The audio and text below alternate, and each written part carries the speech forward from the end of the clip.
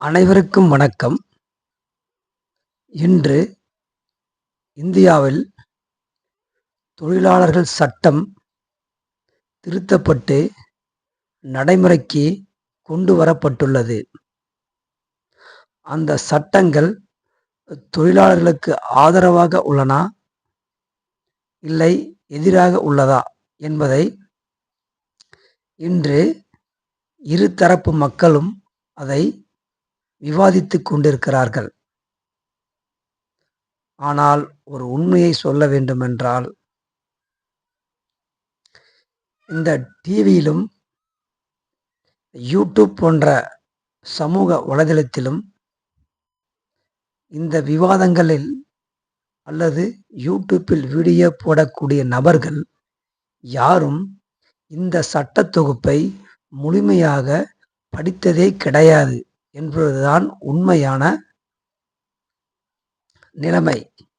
இவர்கள் மேலோட்டமாக பார்த்துவிட்டு, மேலே உள்ள ஹெட்லைன் மட்டும் பார்த்துவிட்டு வீடியோவை போட்டுக் கொண்டிருக்கிறார்கள், தன்னுடைய வியூஸ் போவதற்காக.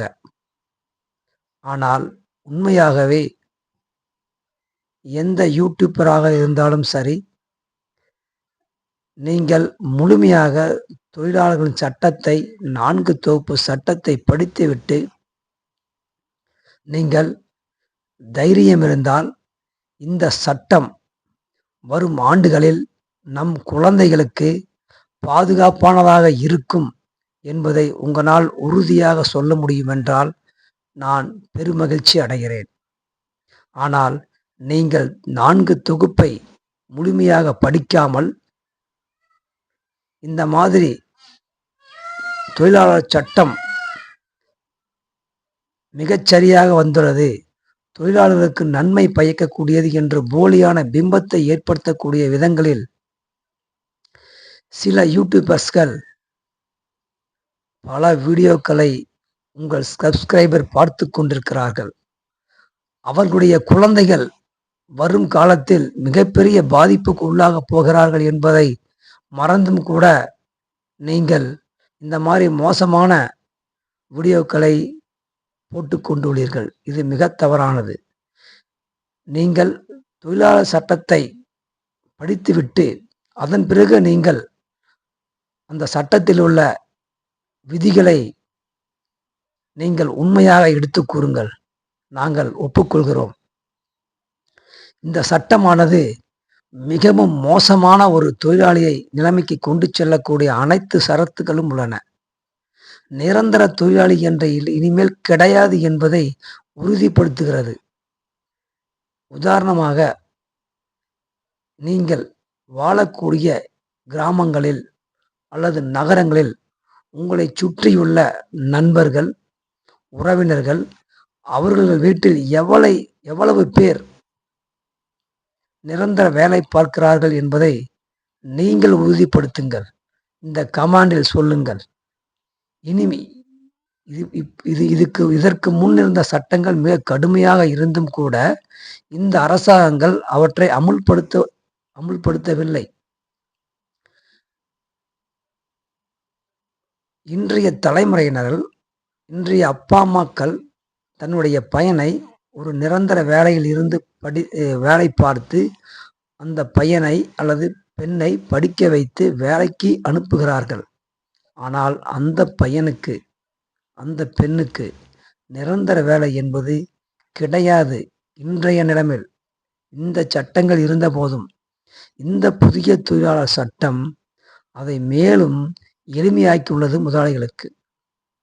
அதற்கு 4 உதாரணங்கள் எளிதாக கூற முடியும். ஃபிக்ஸட் டேர்ம் எம்ப்ளாயி, ஒரு எம்ப்ளாயி சேரும்போதே நீங்கள் 1 வருடத்துக்கு 2 வருடத்துக்கு என்று ஃபிக்ஸ்டு செய்து அப்பாயின்மெண்ட் ஆர்டர் கொடுக்கும் நிலை இப்பொழுது வந்துள்ளது. அதே போல 1 இயர் கிராஜுவேட்டி என்று சொல்வது முழுமையான பொய். அது யாருக்கும் பொருந்தும் என்றால் இந்த ஃபிக்ஸ்டு டேர்ம் எம்ப்ளாய்க்கு மட்டுமே பொருந்தும். இதிலும் பல முதலாளிகள் இதை கள்ளத்தனமாக பயன்படுத்துவார்கள். இன்று 365 நாட்களில் 240 நாட்கள் வேலை செய்தால் பணி நிரந்தரம் செய்ய வேண்டும் என்ற சட்டம் இருந்தும் கூட பல தொழிற்சாலைகளில் நிரந்தரப்படுத்துவதே இல்லை. இந்த சட்டம் எல்லாம் ஓய்ந்த பிறகு இந்த புதிய சட்டம் ஒரு தொழிலாளியை கூட நிரந்தரப்படுத்தாது என்பதுதான் உண்மை.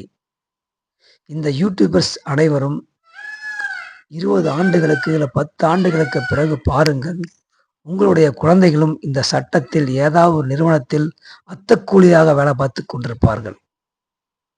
நிரந்தரமற்ற தினக்கூலிகளாக வேலை பார்த்து கொண்டிருப்பார்கள். இதெல்லாம் உங்கள் கண் முன்னால் நடக்கப் போகிறது. ஆகவே தொழிலாளி வர்க்கமே, தொழிலாளர் என்பது ஒரு நிறுவனத்தில் போய் வேலை செய்து கொண்டிருக்கிற நபர்கள் மட்டுமல்ல. வருங்காலத்தில் உங்களுடைய இன்று படித்து வைத்துக் கொண்டிருப்பீர்கள். ஒரு தனியார் பள்ளியில், தனியார் கல்லூரிகள், அரசு கல்லூரிகள், அரசு பள்ளிகள் எவ்வளவு செய்து நாம் இன்று படிக்க வைக்கிறோம். ஆனால் நம்முடைய குழந்தைகளுக்கு நிரந்தர வேலை இல்லை என்று சொல்லக்கூடிய ஒரு சட்டத்துக்கு நாம் ஆதரவாக நிற்பது உங்கள் குழந்தைகளை, உங்கள் பெண் குழந்தைகளை, உங்கள் ஆண் குழந்தைகளை கடுமையாக பாதிக்கும். உங்களுடைய ஆண் குழந்தைகளுடைய